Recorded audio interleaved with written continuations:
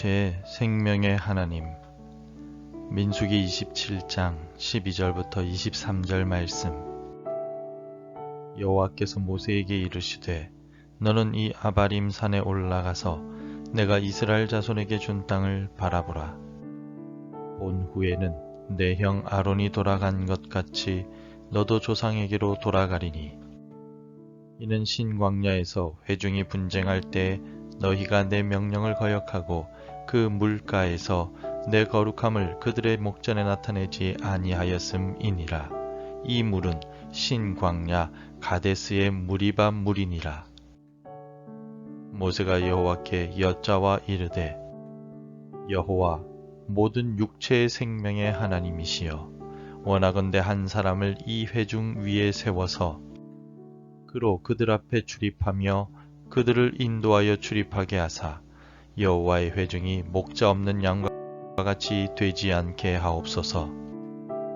여호와께서 모세에게 이르시되 눈의 아들 여호수아는 그 안에 영이 머무는 자니 너는 데려다가 그에게 안수하고 그를 제사장 엘르아살과 온 회중 앞에 세우고 그들의 목전에서 그에게 위탁하여 내 존귀를 그에게 돌려 이스라엘 자손의 온 회중을 그에게 복종하게 하라.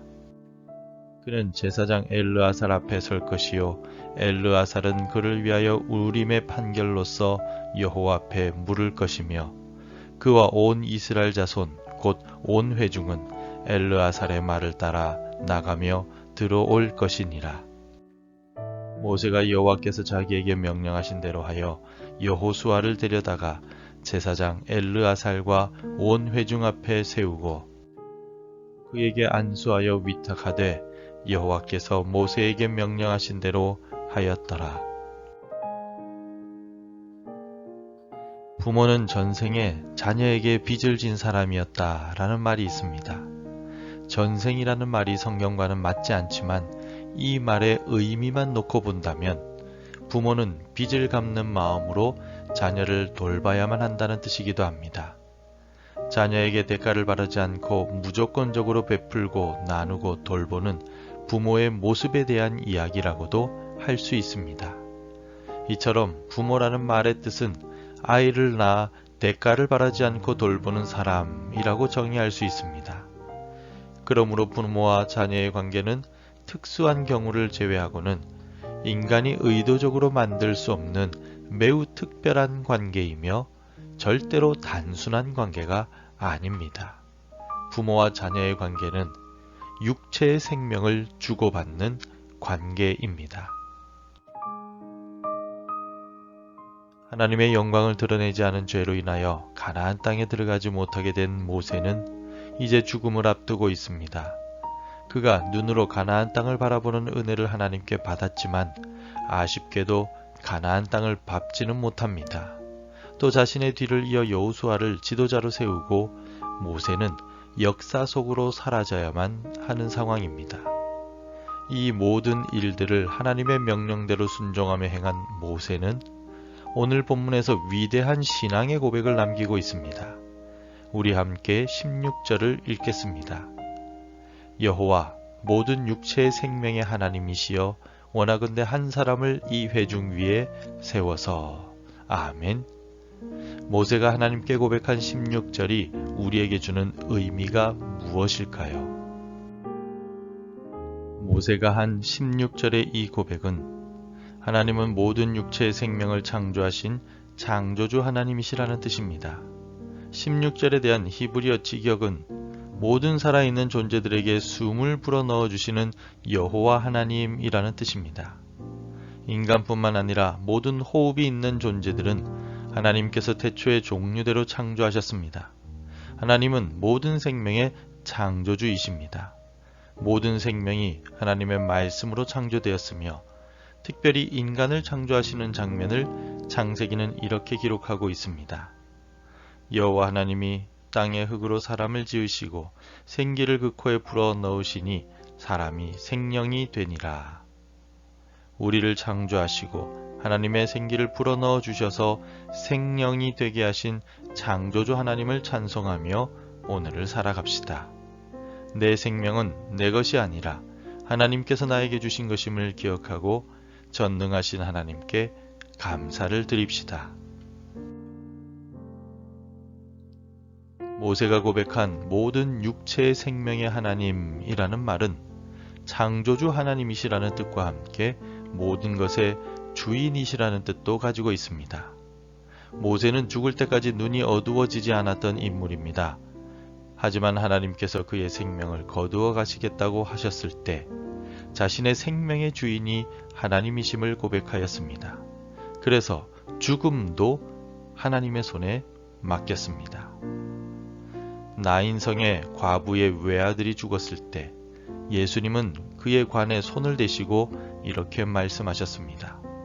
가까이 가서 그 관에 손을 대심이 맨 자들이 서는지라.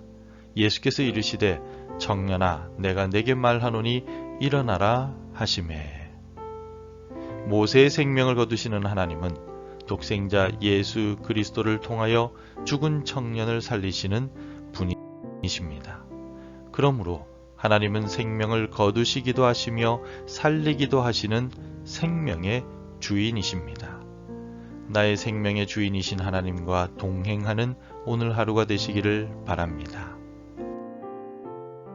창조주이시며 생명의 주인이신 하나님 앞에서 모세는 겸손히 하나님의 명령에 복종하였습니다. 그의 죽음에 대한 말씀에도 복종하였고 여호수아를 후계자로 세우라는 말씀에도 복종하였습니다. 하나님께 생명을 받은 모든 존재들은 하나님의 말씀 앞에서 복종해야만 합니다.